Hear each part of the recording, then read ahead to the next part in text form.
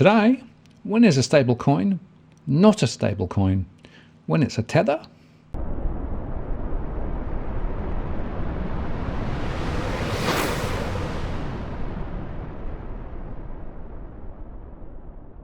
Hello again, it's Martin North from Digital Finance Analytics. Welcome to this post covering finance and property news with a distinctively Australian flavour. In today's show, we look at rulings against crypto stablecoin Tether and also Bitfinex, which once again shows that bad corporate behaviour is spilling over into crypto. Some things never change.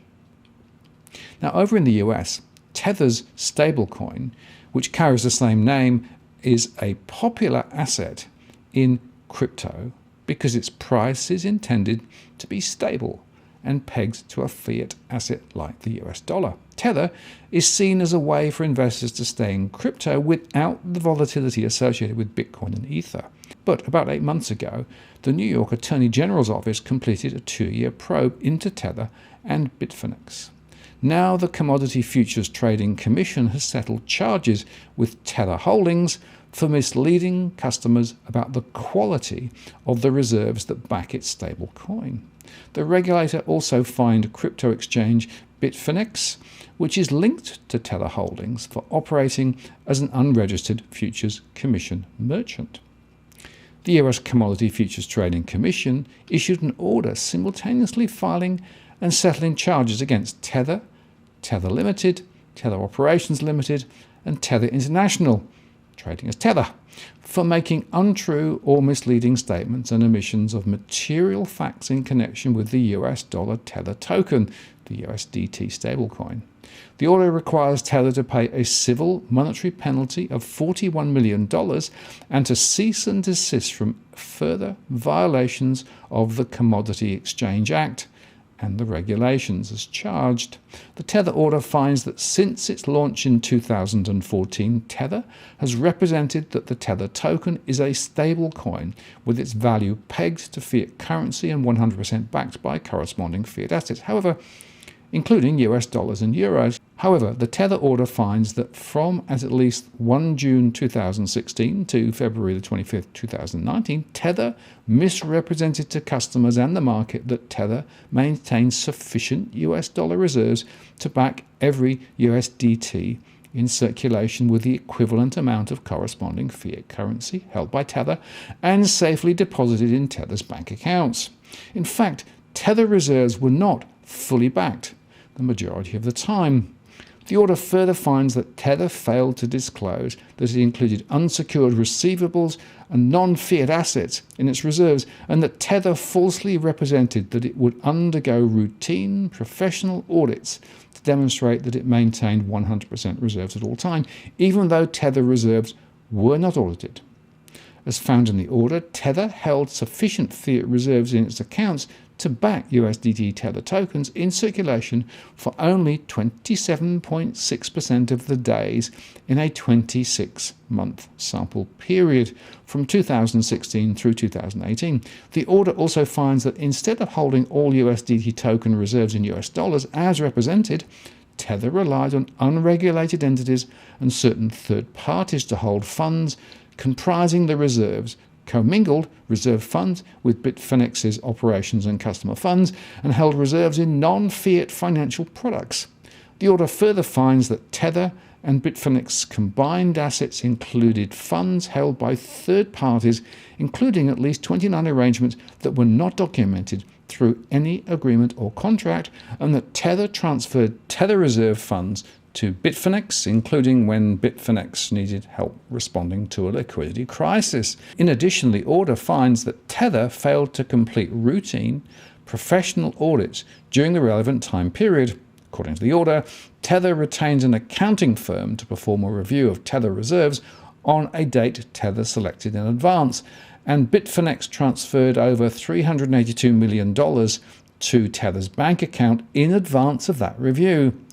The order recognises that Tether has not completed an audit of the Tether reserves. And CFTC also issued a separate order simultaneously filing and settling charges against iFinex, trading as Bitfinex, in connection with their operation of the Bitfinex cryptocurrency trading platform. The order finds Bitfinex engaged in illegal off-exchange retail commodity transactions in digital assets with US persons on the Bitfinex trading platform and operated as a futures commission merchant, an FCM, without registering as required. It finds further that through this same conduct, they violated Part 7 of an earlier order. The order requires Bitfinex to pay a $1.5 million civil monetary penalty and also prohibits Bitfinex from further violations of the CEA as charged, and requires Bitfinex to implement and maintain additional systems reasonably designed to prevent unlawful retail commodity transactions. This case highlights the expectation of honesty and transparency in the rapidly growing and developing digital assets marketplace, said Acting Chairman Rostin Behnam. The CFTC will continue to take decisive action to bring to light untrue or misleading statements that impact CFTC jurisdictional markets. The Bitfinex order finds that from at least the 1st of March 2016 through to at least December the 31st, 2018, Bitfinex offered, entered into, executed, and confirmed the execution of illegal off-exchange financed retail commodity transactions with US persons that were not eligible contract participants under the CEA. The Bitfinex order further finds that Bitfinex operated as an FCM without CFTC registration by accepting orders for, acting as a counterparty to, and accepting funds or property, including Bitcoin and USDT tokens, in connection with those same retail commodity transactions.